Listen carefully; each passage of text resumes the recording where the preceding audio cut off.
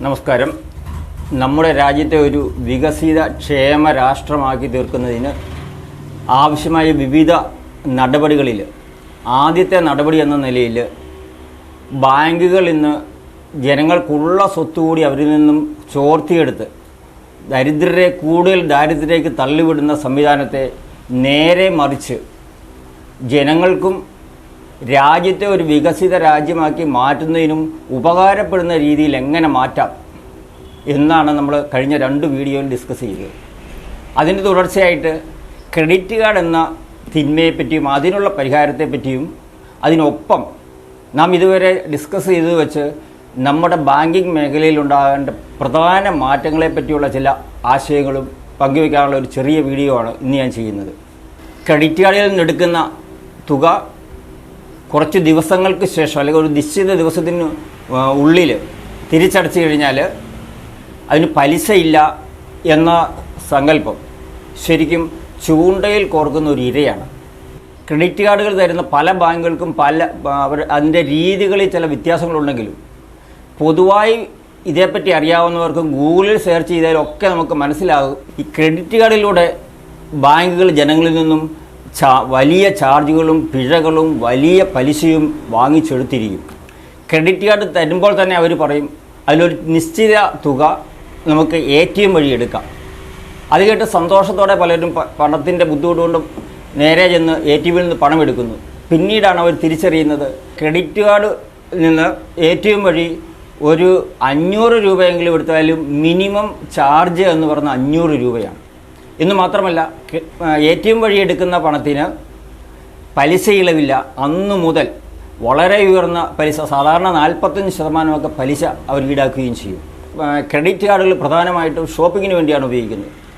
അപ്പോൾ ഷോപ്പിങ്ങിൽ ഒരു 2000 രൂപയ്ക്ക് മുകളിൽ പേയ്മെൻറ്റ് നടത്തി കഴിഞ്ഞാൽ അതിന് MDR എന്ന ഒരു ചാർജ്, ആ തുകയുടെ 2-2.5% ചാർജ് അവർ ആ മെർച്ചൻസിൽ നിന്ന് ഈടാക്കും. അവരത് ജനങ്ങളിൽ നിന്ന് ഈടാക്കും, അല്ലാതെ അവർക്ക് ബിസിനസ് നടത്താൻ പറ്റുകയില്ല.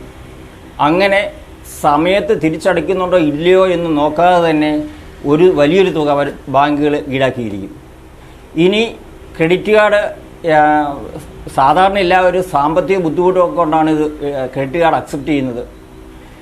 അത് കഴിഞ്ഞ് ഇവർ 1-2 പ്രാവശ്യമൊക്കെ എങ്ങനെയും കഷ്ടിച്ച് കൃത്യസമയത്ത് തന്നെ തുക തിരിച്ചടയ്ക്കും. ക്രമേണ അവർക്ക് പറ്റാതെ വരും.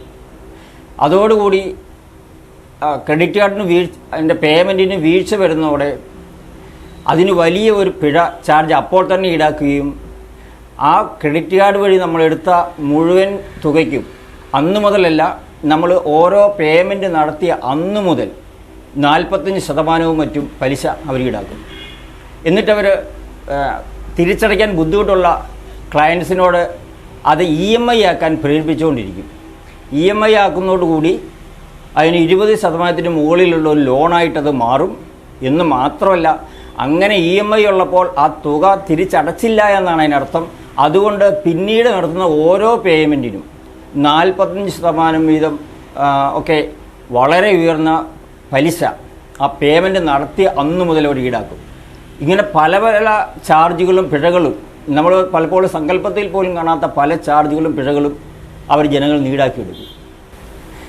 ഈ തിന്മ ഗവൺമെൻറ് ജനങ്ങളോട് എന്തെങ്കിലും പ്രതിബദ്ധത ഉണ്ടെങ്കിൽ നിരോധിക്കണം.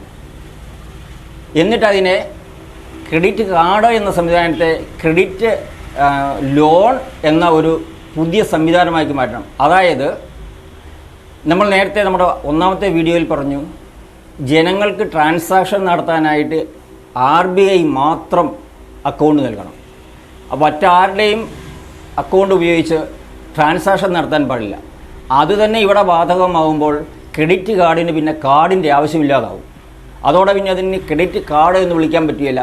പിന്നെ അത് ലോൺ ആയതുകൊണ്ട് ക്രെഡിറ്റ് ലോൺ എന്ന് അതിനെ വിളിക്കണം.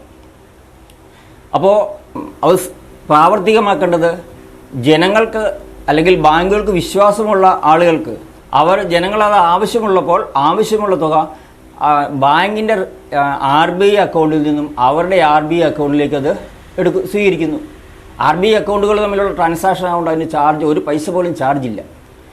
ആവശ്യം കഴിയുമ്പോൾ അവർ തിരിച്ചടയ്ക്കുന്നു. അതൊരു നിശ്ചിത തീയതിക്ക് മുമ്പ് അടയ്ക്കുകയാണെങ്കിൽ ബാങ്കുകൾക്ക് വേണമെങ്കിൽ ഒരു കുറഞ്ഞ പലിശയും അതിനുശേഷമാണ് അടയ്ക്കുന്നതെങ്കിൽ ഒരു മാക്സിമം ഒരു 10-12% പലിശയും ഈടാക്കാൻ സാധിക്കും. അങ്ങനെ ആക്കിക്കഴിഞ്ഞാൽ വേറെ ഒരു ചാർജും അതിന് വരികയില്ല എന്ന് മാത്രമല്ല, അതോടുകൂടി ഇന്നത്തെ ക്രെഡിറ്റ് കാർഡ് എന്ന തിന്മ ക്രെഡിറ്റ് ലോൺ എന്ന നന്മയായി മാറുകയും ചെയ്യും. ഇനി ബാങ്കുകളെ പറ്റി ഞാൻ പറഞ്ഞ പോലെ പൊതുവായിട്ട് പറയാനുള്ള കാര്യങ്ങൾ ഒന്നാമതായിട്ടുള്ളത് ഗവൺമെൻറ്റിനോടാണ്. ബാങ്കുകൾ ജനങ്ങളെ പിഴിഞ്ഞ് പണമെടുക്കുമ്പോൾ അതിനെ സേവനമെന്ന് വിളിച്ചുകൊണ്ട് അതിനെല്ലാം GST 18% GST ജനങ്ങളിൽ നിന്ന് അവരുടെ അക്കൗണ്ടുകളിൽ നിന്ന് എടുത്തുകൊണ്ട് പോകുന്ന ക്രൂരത അവസാനിപ്പിക്കണം, ജനങ്ങളോട് പ്രതിബദ്ധതയുണ്ടെങ്കിൽ. ഇനി നമ്മൾ ആദ്യത്തെ വീഡിയോയിൽ കണ്ടതുപോലെ നോക്കുകയാൽ ബാങ്കുകളും മറ്റും ജനങ്ങൾക്ക് ട്രാൻസാക്ഷന് വേണ്ടി അക്കൗണ്ട് നൽകുന്നതുകൊണ്ട് ഒത്തിരി സാമ്പത്തിക നഷ്ടവും ചൂഷണവും ബുദ്ധിമുട്ടുകളും അഴിമതിയും ഒക്കെ രാജ്യത്തുണ്ടാകുന്നതുകൊണ്ട് അത് മുഴുവനും അവസാനിപ്പിക്കാനായിട്ട് റിസർവ് ബാങ്ക് ഓഫ് ഇന്ത്യ മാത്രം ജനങ്ങൾക്ക് അക്കൗണ്ട് നൽകണം. അപ്പോൾ ഗവൺമെൻറ് അതിന് തയ്യാറാകണം. ഇനി ലോണുകളുടെ മേഖലയിലേക്ക് വന്നു കഴിഞ്ഞാൽ ലോണുകൾ ഉപയോഗിച്ച് ജനങ്ങളെ ദരിദ്രരാക്കുന്നതിന് പരിഹാരമായിട്ട് ഒന്നാമതായിട്ട് ഈ RBIയുടെ അക്കൗണ്ടിലേക്ക് മാത്രമേ ലോൺ അനുവദിക്കാൻ പാടുള്ളൂ എന്നും RBIയുടെ ലോൺ സെക്ഷനിലേക്ക് RBI അക്കൗണ്ടിൻ്റെ ലോൺ സെക്ഷനിലേക്ക് നൽകാത്ത ഒരു ലോണും അടയ്ക്കാൻ ആർക്കും ഉത്തരവാദിത്തമില്ല എന്ന് നിയമവും പാസ്സാക്കണം. എന്നിട്ട് അതിനൊരു മാക്സിമം ഏത് ലോണിനും സ്വീകരിക്കാവുന്ന ഈടാക്കാവുന്ന പലിശയും തീരുമാനിക്കണം.